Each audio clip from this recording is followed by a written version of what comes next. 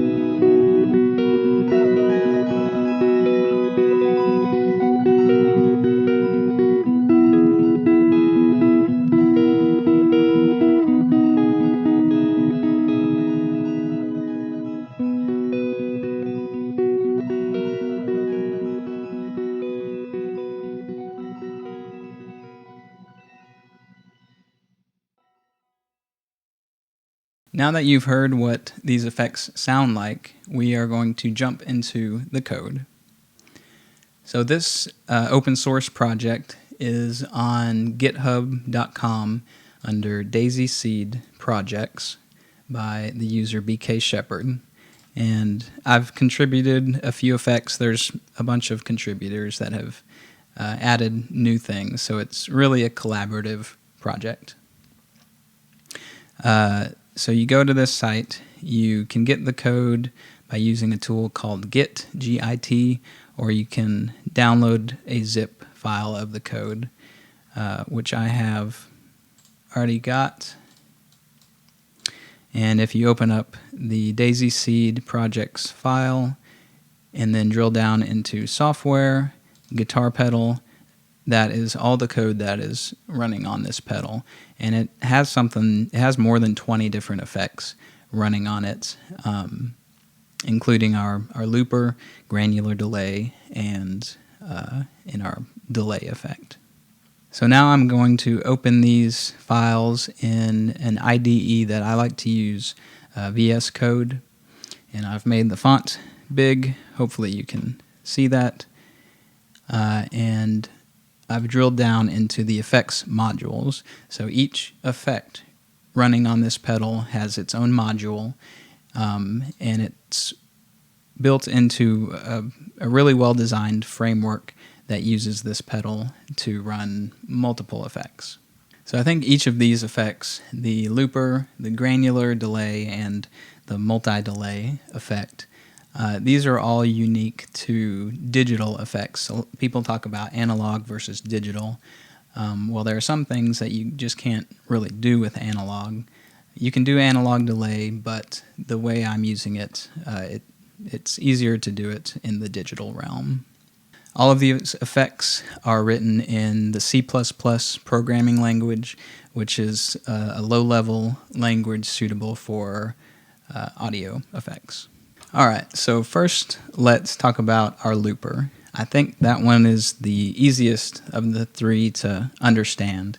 You record a segment of audio, and then you loop it over and over. You can add more layers and do different things to the loop. Although in my demo, I did one simple loop and used the other effects to modify the sound. So if we open up our looper module.h, that's the header file for the looper module class. When you talk about classes in C++, that's object-oriented programming. It took me a long time to get to understand what object-oriented programming was and how it worked. I was very much used to just functional programming, where you have a function, it does something, and over somewhere else you can call it.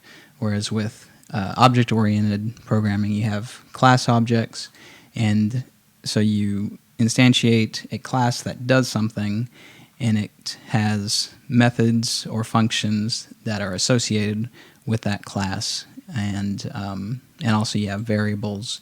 And there's, you have public, private, and different kinds of things associated with these classes.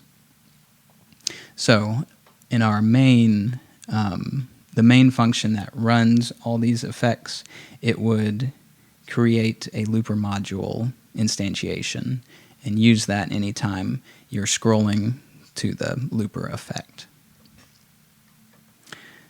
So in our header file, we have our looper module, which inherits that's another thing about object-oriented programming. You can inherit other classes. So the looper module inherits the base effect module class. It can do everything that the base effect module can do, and then we add our looper-specific functions. And every module in this does that. It inherits the base effect, which has all of the basic instructions for running an effect on this particular pedal. So in our looper module, we have our public functions, the initialization function that starts it, the parameter changed function every time you turn a knob or change something using the encoder, it will go to this, and based on the knob you move, it will change that particular parameter. And then we have process mono, process stereo, and this looper you can do stereo looping, so you can put in a stereo audio stream and loop both channels. But in this case, I used a guitar mono input, looped it, outputted that in stereo so that the other effects could manipulate it. We have our LED brightness function. It uses the other foot switch. One foot switch turns the effect on and off. The other foot switch is used to activate the loop and pause and delete the loop. And then we have a function for drawing the loop graphic that appears on the screen. And then our private methods and variables include things like the looper itself, which is a modified version of the Daisy looper, which I called the bar speed looper, variable speed looper, because you can actually use it to change the speed of the loop, which I didn't do that in the demo. And then we have different things like the input level, speed, and then there's a low pass filter that I also can use in this loop. I said it was simple, but now I'm realizing how many things I added to this. I didn't write the base class. Somebody else contributed that one, and I added a few things to it. But yeah, that's the header file for the looper. Now if we go to the C++ file, that will show us what each of these methods does.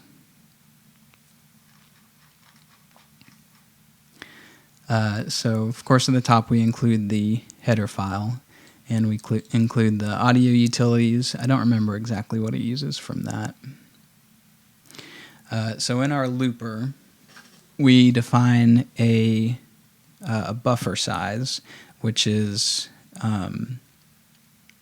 it's an array of float values, which is what we record our audio to. So in this case, it is 60 times 48,000. The pedal is running at 48,000 sample rate. So times 60, that's a minute max of looper audio. We define our two buffers because, like I said, it's stereo, so you need one for the left and one for the right.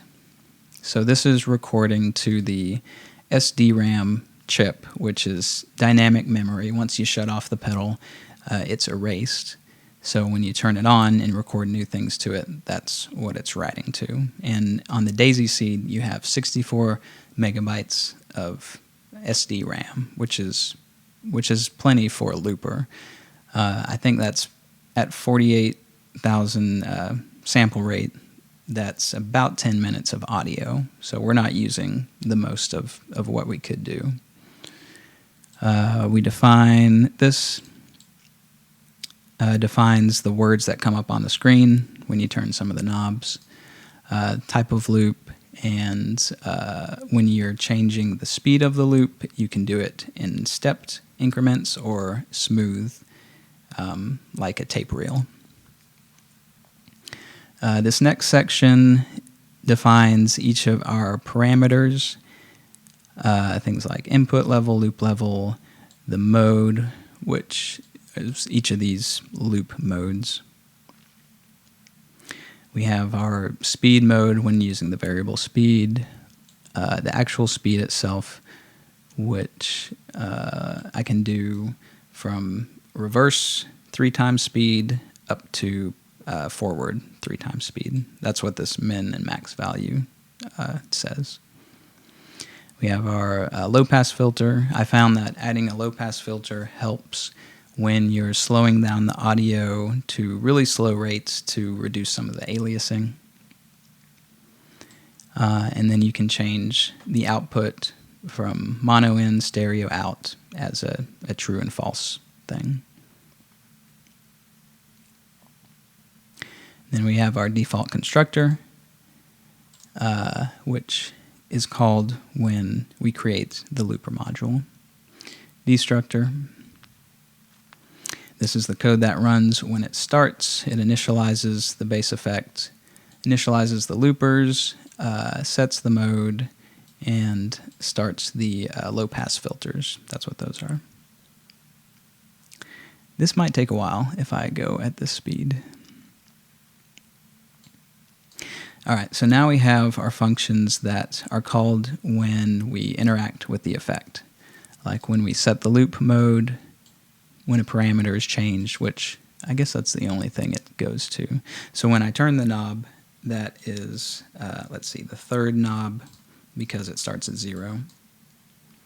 It will call this set looper function, and it'll set the mode based on when you turn the knob, or where you turn the knob to. This is called whenever you hit the foot switch, the looper foot switch, and when you hold it down for a second, it'll clear the loop. Now in this process mono and process stereo, that's where the real-time audio processing is happening, and this is what it goes through for every single sample of audio. So 48,000 times a second this function gets called, and it runs all of this code. So we set our input level, the level of the guitar that you hear, and then the loop level, the volume level of the loop that's playing. Set the low pass filter to its setting, and then these functions are based on the reverse and forward speed.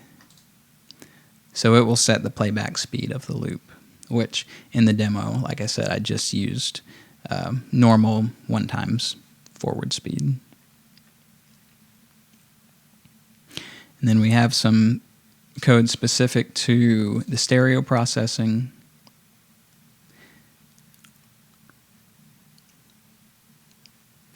Basically in this, it just handles the right channel in addition to the left channel. So our mlooper object is what you feed the audio to, and then you get the audio out down here where you process it. So mlooper.process, that's our guitar input, multiplied by the loop level, and it adds the input to it so that you hear what you're playing in addition to the looper. And then we have our LED brightness, and then this is the code that handles what's displayed on the screen. So if you wanted to dive deeper and understand how the looper itself works, you would go to this variable speed looper file in the utilities class. The utilities folder. It's hard to talk about code. Get everything confused. All right, so in our utilities folder here on the left, you can go to the variable speed looper, which is a modified version of the DaisySeeds, our Electrosmith's looper that they wrote. I added some things to it. And then that's the looper itself. Whew. I think going through this is beyond the scope of this video, but at some point it would be fun to go through. All right, moving on to the granular delay. That's next. All right, so I have opened up our granular delay module, header file, and C++ file. So a granular effect is something that I had to learn about fairly recently. I like the sound of them, but I had really no idea how it worked in a guitar, live audio kind of setting. So a lot of and I looked into some other pedals that do this, and a lot of times what they do is you have a delay line, a normal delay, that then is being sampled from, so you're taking the audio from that delay line and putting it into a granular effect. And what a granular effect is doing is it's taking little tiny snippets of audio on the millisecond scale and playing them in sometimes random orders, sometimes in reverse, and by doing that you can make a lot of really interesting textures of sound. So in this granular delay module, what I'm doing is I have a delay line which I set at half a second, and it also has a set amount of feedback, so that the delay is, if you play a note, it hits the delay line and it gets played over and over, but each time it plays it gets a little bit quieter so that it dies out, which is how a normal delay works. So then I take the granular effect, which again is a modified version of something that Electrosmith wrote, or at least it's in the Electrosmith DaisySP repository, and I'm using that to do our granular effect. So in our header file, it does all the same things that our looper does. It defines the name, includes what it needs, which in this case it uses this granular player mod, which is the modified version of the granular player. And it does all of these things. It declares the granular delay module, which inherits the base effect module class. It has all the same basic setup. So yeah, once you have written one of these modules for this pedal, it's really easy to take an outline and then write a new effect for it. So that's been one of the fun things about this pedal, how easy it is to prototype new ideas. So in our granular delay module, we have our the granular effect itself.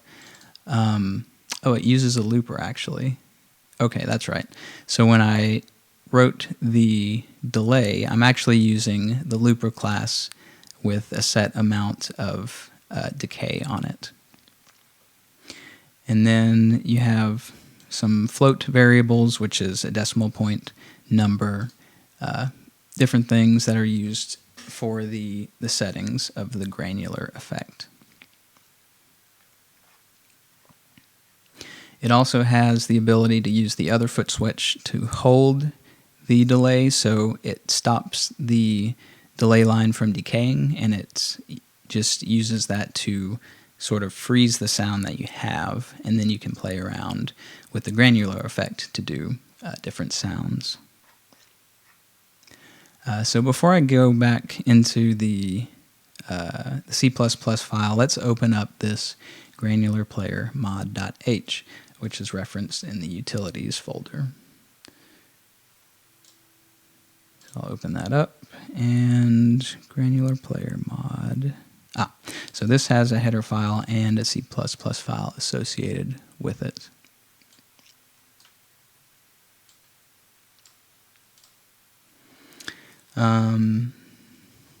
Here I made a note of all of the changes that I made to this effect, because it is different from what's in DaisySP.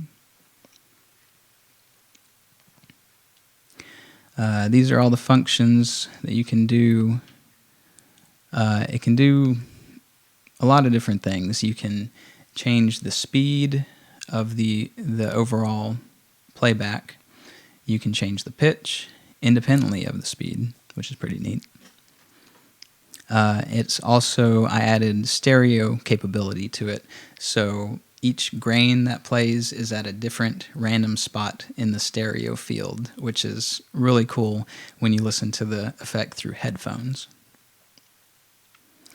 And so with these grains, you usually have an envelope associated with it, which is just you change the volume of each section of audio. So usually it starts at 0, it goes up, and then it comes back down. So I have 3 different versions of that envelope. The first is a cosine envelope, which is just a cosine curve up, back down, smooth. And then I have a linear envelope. Oh yeah, let's go over here. So I have cosine, I have a slow attack envelope, and a fast attack envelope. So the slow attack slowly increases the volume, then comes back down. The fast attack quickly goes up and then fades out. So it has an effect on the overall texture of what the granular effect sounds like. In the C++ file for the granular player effect, that's where all the math is happening for sampling the audio, for applying the envelope to it, and doing it in the stereo field. And as with the looper, going through each line of this is beyond the scope of this video. So I'm going to hop back over to the main granular delay module file. And like our looper, we have our different parameters that show up on the screen each time you turn a knob. So we have the size in milliseconds. That's from 1 millisecond to 300 milliseconds. So that's each individual grain is that long. We have the wet-dry mix, our pitch from down 1 octave to up 1 octave, and that's the pitch of each grain. Our spread, which is the stereo spread, so you can have it mono, which plays the same in both ears, or stereo spread, which plays each grain at a random point in the stereo field for each grain. And then the grain envelope mode, the speed that the granular player samples the delay line from -2, which is, if it's negative, it's playing the audio in reverse, to +2 speed. So if you have your delay line, say it's this long, and you start here, you go 1 times normal speed, it's playing a grain here, grain here, grain here, grain here. Say you go in reverse speed, it'll go here, here, here, here. But what changes that is this width, which is in milliseconds from 0 to 50. So at 0, it would play the grains in order on the delay line. But what this does is it varies the location of each grain. So if this is your audio, the full segment of the delay line, and then this is your grain, it would go play this, play over here, play over here. It would skip around for each grain, and it would play each grain based on the speed, which it could be reverse. So next we have our constructor for the class, destructor, the initialization function, which it does this code when it creates the module.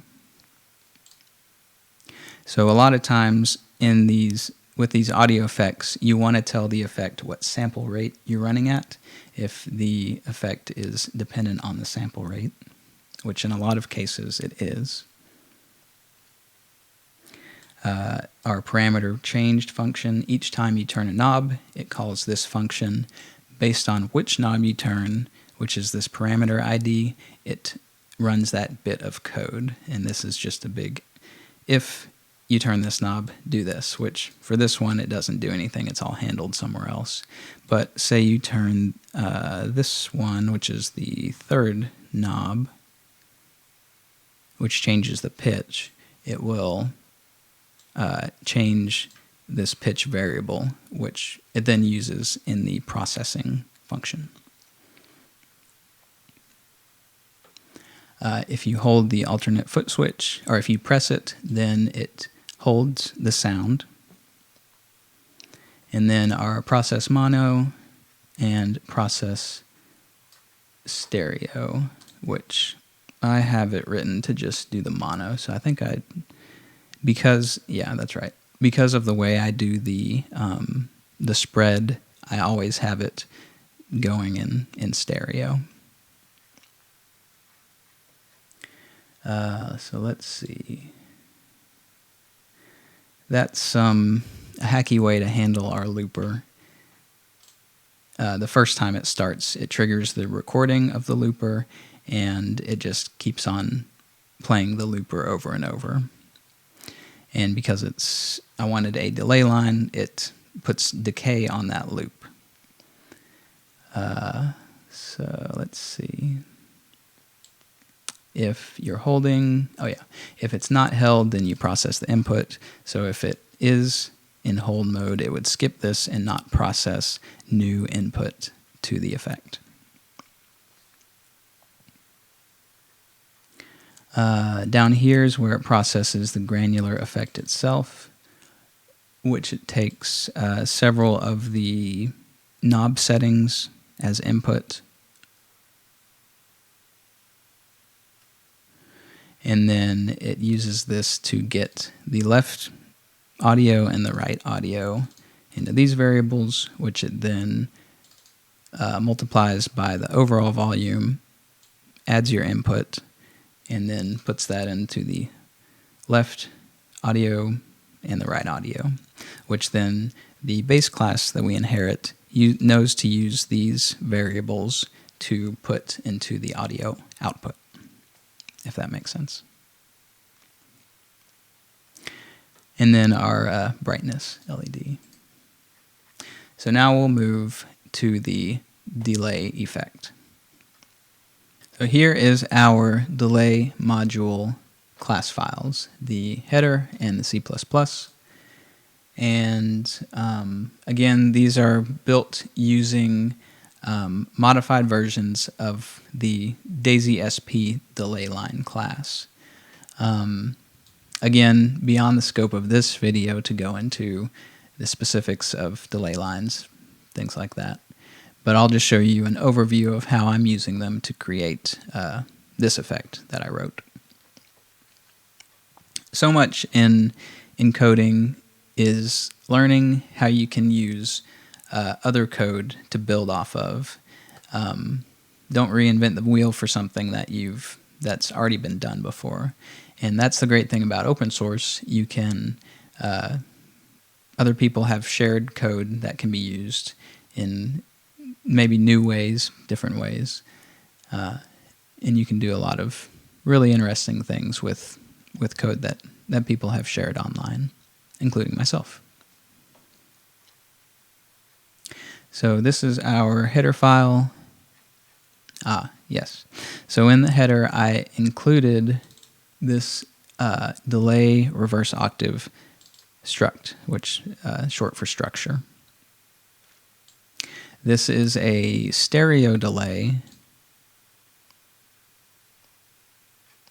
The effect itself is stereo, so I have two instantiations of the delay, left, right. And then within this structure is the instructions on how to process the delay lines. So let's see. So each delay line has an array of float variables associated with it. That's the audio data. So I have one for the regular, forward delay, and one for reverse. And then you declare the max length of this delay, which it looks like I put at 8 seconds. Nope. I have a note here. This is why I write myself notes, so I remember what I did forever ago. So it says 4 seconds max delay. Increase the max to 8. Got horrible pop noise.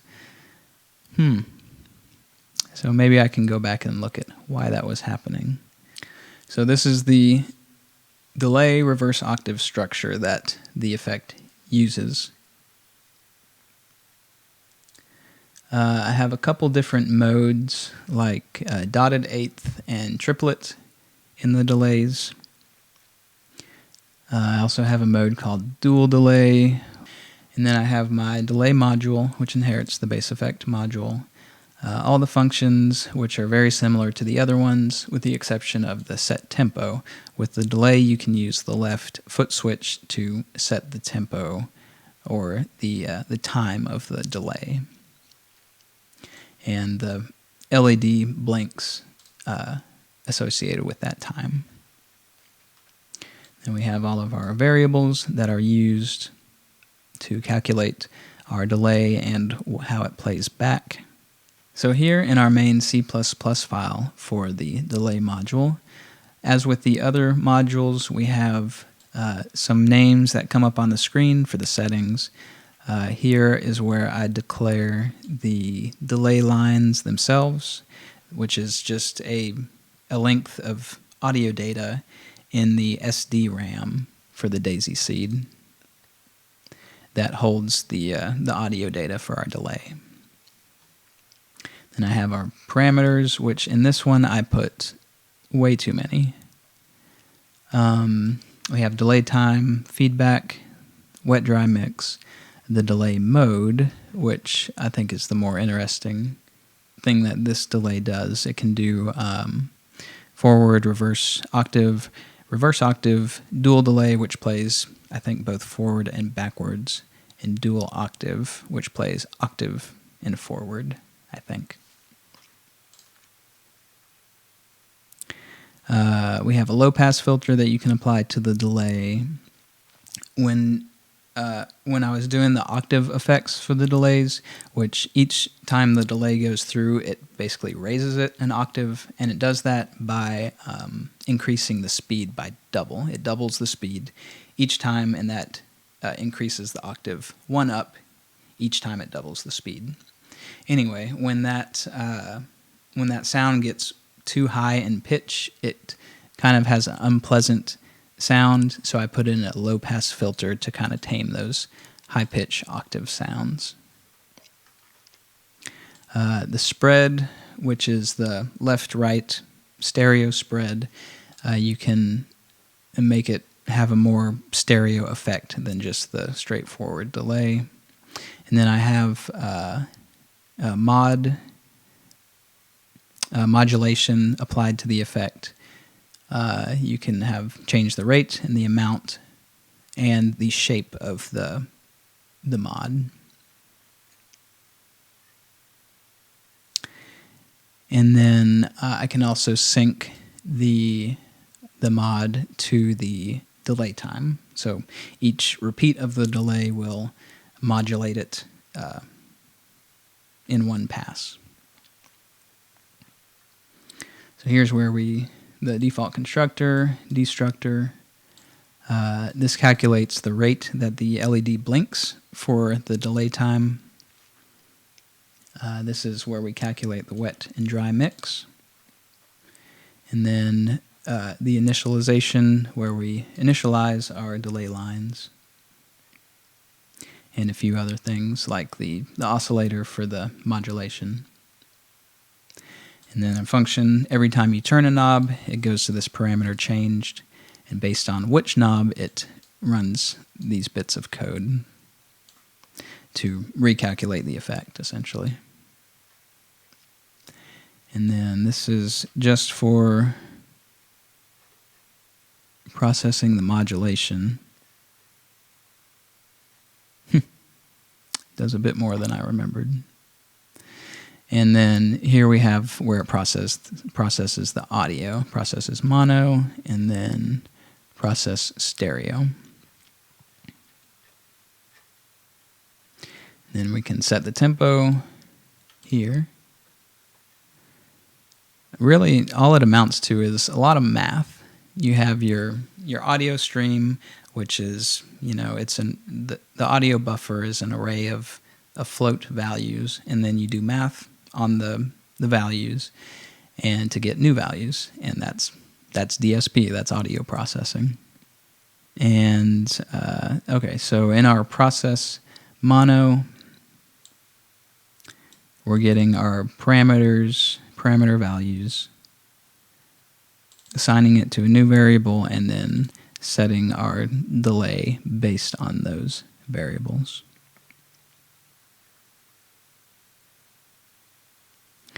Process our modulation based on that function above, and then we process our left and right delays.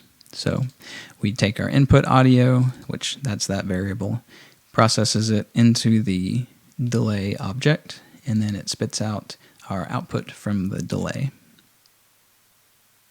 And then later on, we add that to our audio output, left and right.